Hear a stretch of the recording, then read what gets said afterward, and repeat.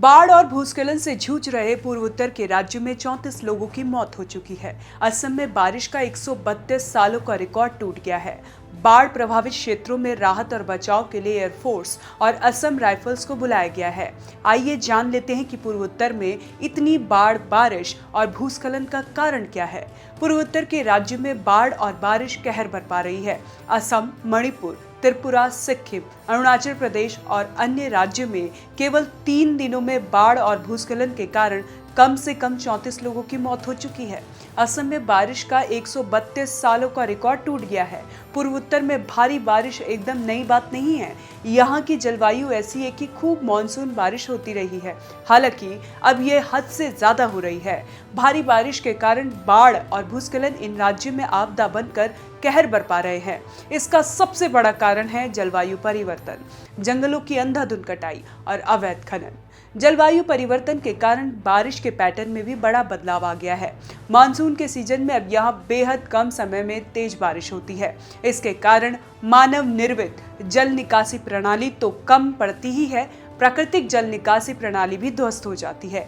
बारिश के पानी को रोकने और बहने वाले प्राकृतिक संसाधन, नदियां, झरने, झीलें और तालाब सब ओवरफ्लो हो जाते हैं। इससे भूस्खलन को भी बढ़ावा मिलता है। भारतीय मौसम विज्ञान की एक रिपोर्ट में बताया गया है कि साल 2000 से 2020 तक असम, मेघालय और अरुणाचल प्रदेश में 100 मिलीमीटर प्रतिदिन से अधिक बारिश के मामलों में 33% तक बढ़ोतरी हो चुकी है।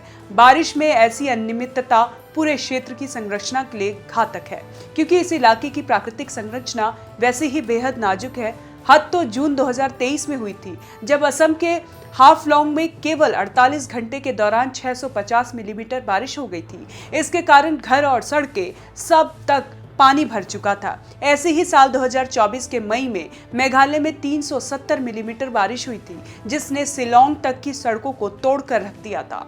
इस साल भी पूर्वोत्तर में कम समय में अधिक बारिश का पैटर्न देखने को मिल रहा है। जून के पहले ही दिन सिलचर में केवल 24 घंटे में 415 मिलीमीटर बारिश हो गई। इसने एक ही दिन में बारिश के 132 साल पुराने रिकॉर्ड को तोड़ दिया। साल 1893 में वहां 290 मिलीमीटर बारिश एक दिन में हुई थी। ऐसे में मेघालय में 28 मई से 1 जून 2025 तक कई जिलों में भारी बारिश हुई है। इनमें से सोहरा और मोनसिनराम में 796 मिलीमीटर और 774 मिलीमीटर बारिश दर्ज की गई। इस भारी बारिश के कारण उत्तर सिक्किम में 1200 से ज्यादा पर्यटक फंस गए। उन्हें रविवार 1 जून 2025 को इसलिए नहीं निकाला जा सका क्योंकि फिर से भूस्खलन शुरू हो गया था।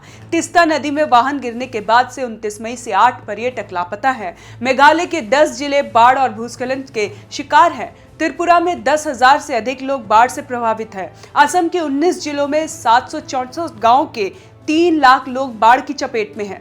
यहाँ मरने वालों की संख्या 10 तक पहुंच चुकी है। डिब्रूगढ़, नीमित घाट समेत कई क्षेत्रों में ब्रह्मपुत्र नदी खतरे के निशान से ऊपर बह रही है। 5 अन्य नदियां भी उफान पर हैं। 10,000 से अधिक लोगों को राहत कैंपों में पहुंचाया जा चुका है। केंद्रीय संसदीय मामलों के मंत्री किरण रिजिजू ने कहा कि अरुणाचल प्रदेश में इस बार पूरी दुनिया से सबसे भारी बारिश हुई है। अरुणाचल प्रदेश के ही रहने वाले किरण रिजिजू ने अपने एक्स अकाउंट पर की गई एक पोस्ट में कहा कि अरुणाचल प्रदेश में 9 लोगों की मौत हो चुकी है। इनमें से 7 लोगों की मौत पूर्वी तवांग और 2 मौत लोअर सुबनसिरी जिले से हुई है। इस बीच अरुणाचल प्रदेश सरकार ने भूस्खलन के कारण जान गंवाने वाले लोगों के परिजनों को 4 लाख रुपए राहत देने की घोषणा की है। असम की सरकार ने भी मृतकों के परिजनों को 4 लाख रुपए देने का ऐलान किया है। इस बीच केंद्रीय गृह मंत्री अमित शाह ने नॉर्थ ईस्ट में भारी बारिश को देखते हुए बाढ़ वाले इलाकों में हर संभव मदद पहुंचाने का आश्वासन दिया है। उन्होंने असम, सिक्किम और अरुणाचल प्रदेश के मुख्यमंत्रियों के साथ ही मणिपुर के राज्यपाल से बात कर स्थिति का जायजा ले रहे हैं। एक्स पर एक पोस्ट में केंद्रीय गृह मंत्री ने यह जानकारी दी है। उन्होंने कहा कि मोदी सरकार पूर्वोत्तर के लोगों की मदद के लिए एक चट्टान की तरह खड़ी है। कैसी लगी आपको ये जानकारी, हमें कमेंट कर जरूर बताएं और देखते रहें one nation one group news.